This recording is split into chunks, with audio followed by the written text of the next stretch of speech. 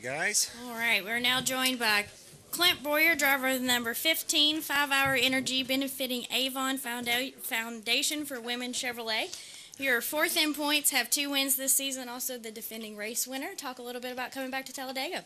Yeah, it's it's neat to be able to come back here with new colors. Supporting a great cause with the Avon Foundation, and also our new product with 5-Hour, the pink lemonade bottle. So couldn't ask for a better time to do both of those things, and just proud of my race team. We're still in the hunt. This is a big weekend for I think for our sport, for our chase, and everybody involved in. I mean, this can be a game changer. This is one of the tracks that can separate somebody and possibly win you a championship. I mean, it seems like each and every week, these first few, it's just been a point or two here, a point or two there. This is one that can swing 20, 30 points and take you out of the running or put you into it. So everybody's anticipating those last few laps here. I love racing here. It's so much fun. That's such a thrill to be able to go around there and know that the storm's brewing and all hell's fixing to break loose and you're fixing to be a part of it. It's a pretty neat situation to be in. All right, we'll go ahead and take questions. Please state your name and affiliation. We'll start with Ed.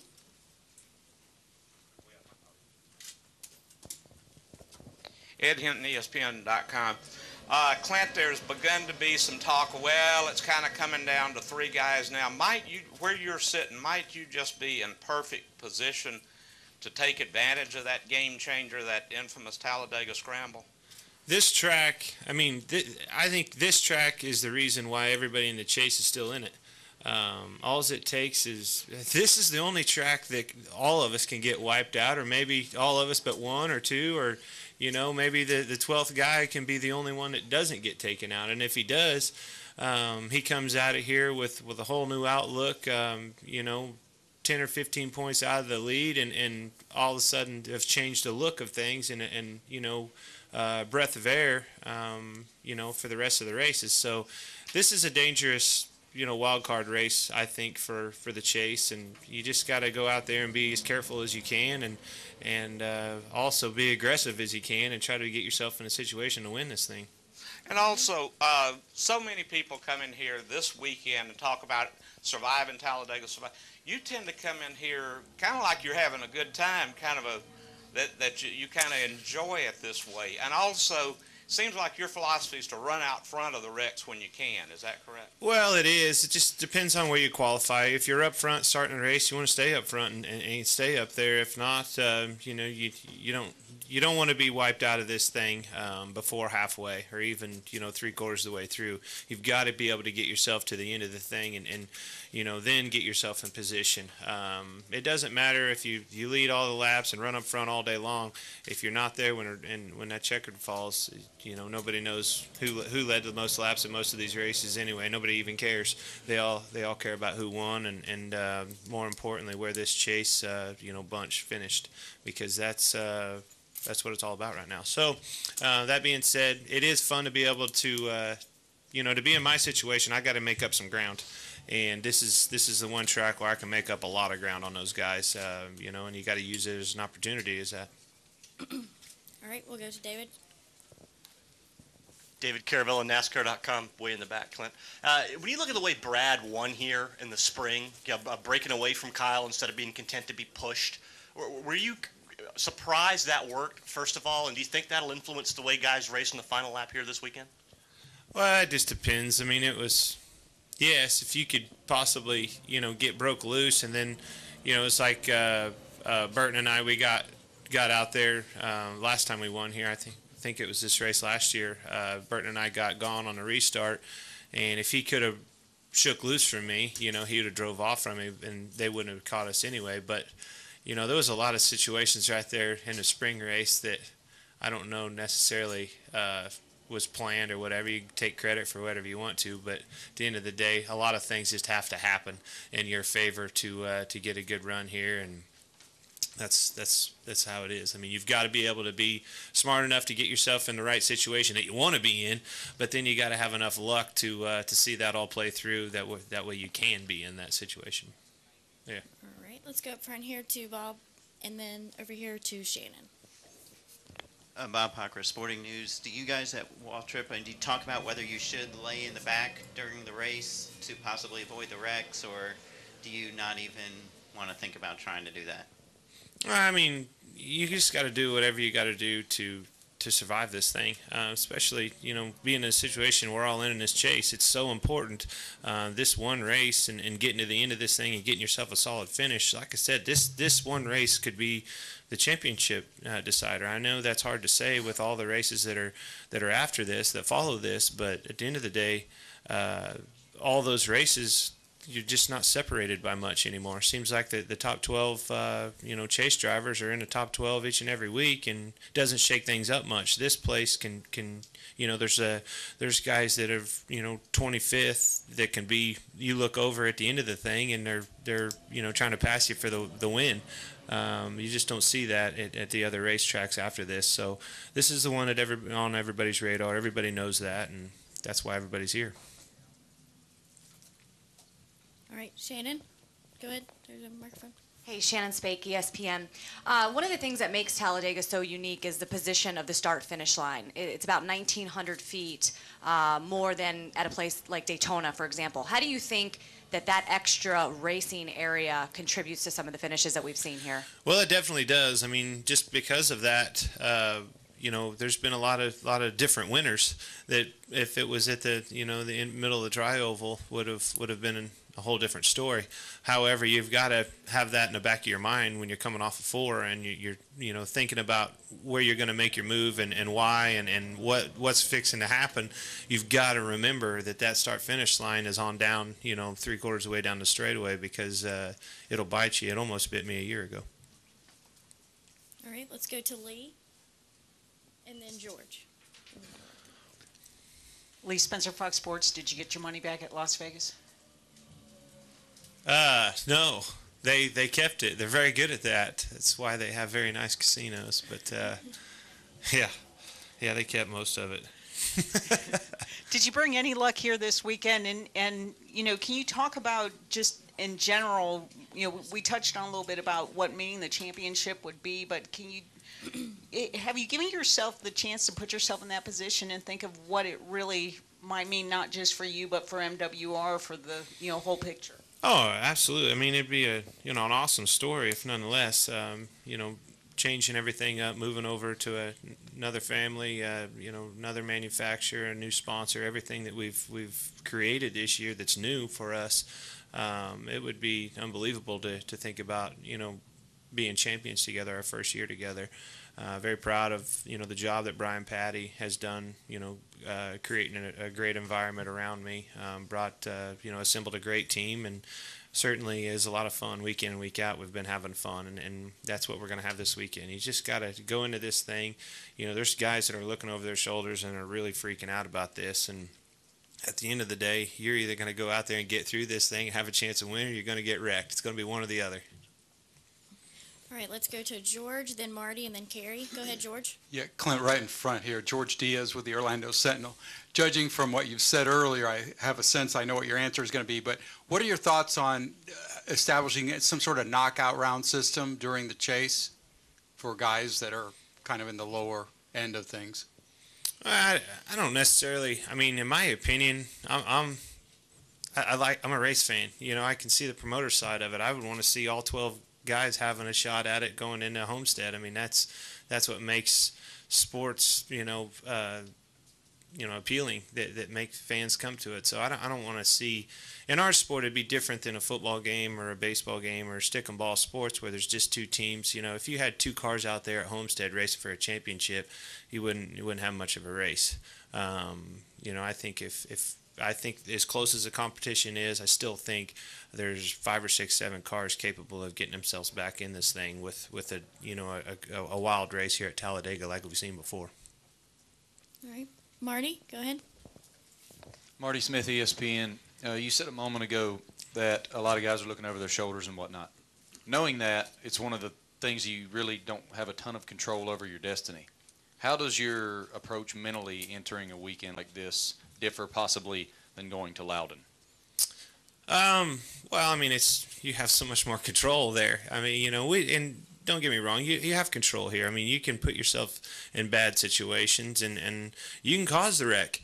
That's one thing you don't want to do, is be the one that causes the wreck. So it's just, you have so much more room here than you do at Daytona to move around, to be more aggressive. The grip level seems to be higher, and you have more confidence in your moves and the things that you do, out there on the racetrack. And doing so, we tend to, in my opinion, get ourselves in trouble more here than we do at Daytona. So I think it's good. This is a good thing for our sport. It's a good thing for our chase, and this is a good thing to have in this chase race. A lot of guys, a lot of drivers and teams hate this part of it, but at the end of the day, as a fan, this is what we all want to see. We want to see it shake things up, and hopefully it does, but not too much.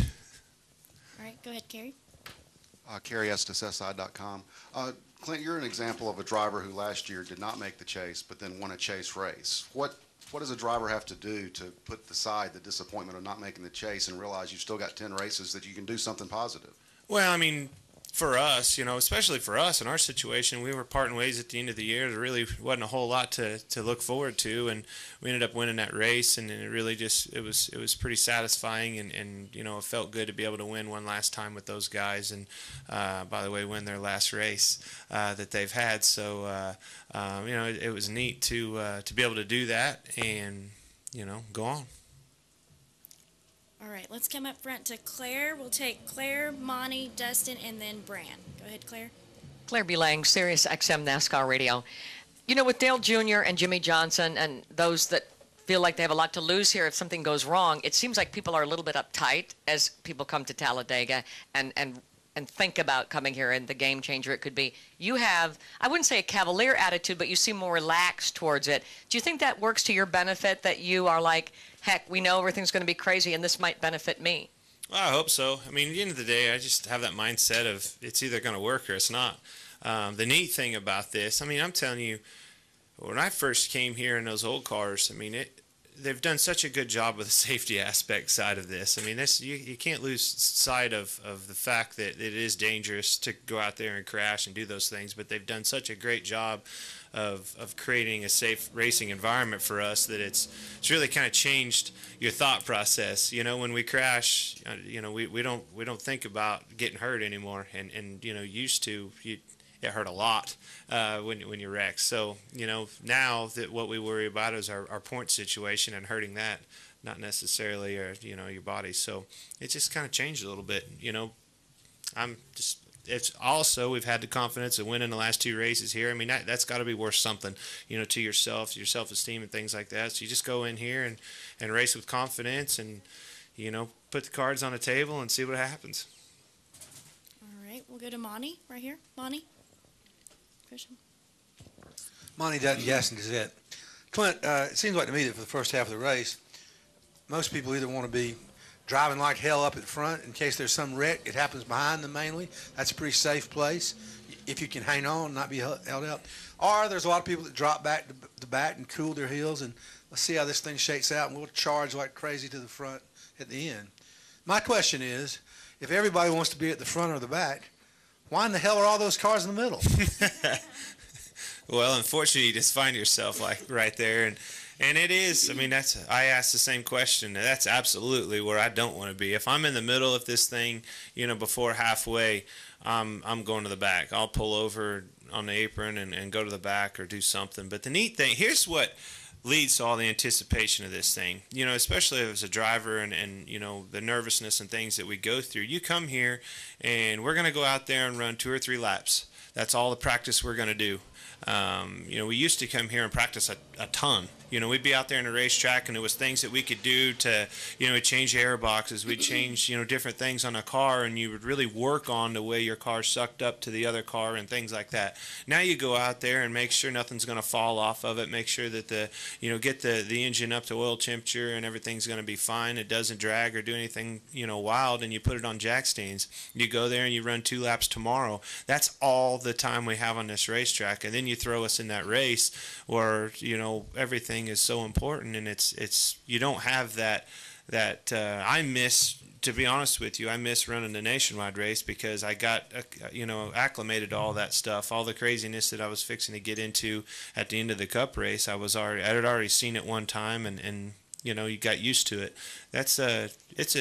It's a game changer when you get down the last 20, 30 laps of this thing, and unfortunately we don't have that experience and practice going into it like we used to. So it's definitely different. I think that adds to the nervousness a bunch. All right, let's go to Dustin and then Bran. Dustin Long, USA Today. Clint, you said earlier in talking about Brad's win in the spring, saying, well, you can take credit for whatever, and you kind of dismissed, I guess, the idea that he kind of thought much about how he made that winning move. Do you not think that he thought much about it? Was it more of a luck type of thing? I think one driver kind of said it looked like he just basically drove later into the corner, almost kind of missed the corner to kind of ride up the track and disconnect Kyle in that sense. Yeah, I don't know. Like I said,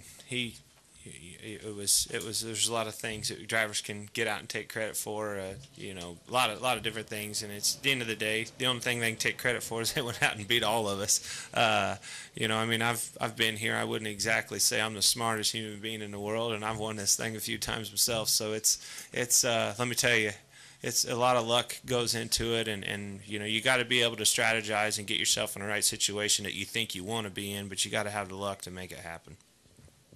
All right, let's go Bran, Stan, and then we'll finish up front. Go ahead. Bran Strickland, Anniston Star. This race will back up 2 more weekends deeper into the chase next year.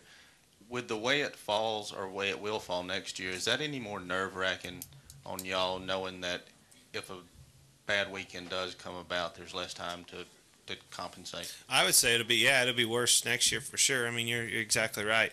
You just don't, if you do stub your toe here, you don't have near as much ground to make it up. Right now we have plenty of races left, but like I said, I mean, as close as this stuff is right now, it just doesn't. It seems like these other racetracks, whether it's a short track or an intermediate, it's not shaking the chase up much. I saw somebody, I think it's Darrell Waltrip, believe it or not, said something on Twitter. Nobody wins the chase, but every week there's another team that takes themselves out of it, and I think it's pretty much true. It seems like every week there's somebody else that makes a mistake and takes themselves out of it until you got a winner, and we all got to, especially my group, we got to make sure that we don't take ourselves out of it. All right, go ahead, Stan. Stan Creekmore back here with RPMTonight.com. To follow up on Monty's question, which way do you want to run? Do you want to run up front with everybody all race long, or because you're now in the chase, do you think it's better for you to run closer to the rear? And what does your sponsor have to say about any of this as well? Well, it's a big thing, but they understand, especially right now. They definitely, I was at a dinner, a couple nights ago, and we were talking about, what are you going to do? You're going to get up to the front, you're going to ride in the back, and, as soon as you say, well, I might run in the back or have that thought process, like, well, man, where are we going to win? You're like, well, that's why, that's my plan. That's why we're going to do that. I mean, here's the thing. If your car is fast and you got good speed and you qualify up front, you need to stay up front. If you don't have the sheer speed and your car's, not as good, you qualify, 20th or worse, you don't want to ride there. You need to ride in the back and wait for it to sort out, because riding right there in the middle and you get caught up in a wreck, before halfway, you've completely wiped yourself out of a chance out of a decent run and a championship probably. You continue to let Jimmy Johnson and his team get away, from you. This is an opportunity for all of us to run them boys back down and get back in the thick of things. And if they get out of here with a good finish, I'd say the championship is going to be hard to overcome.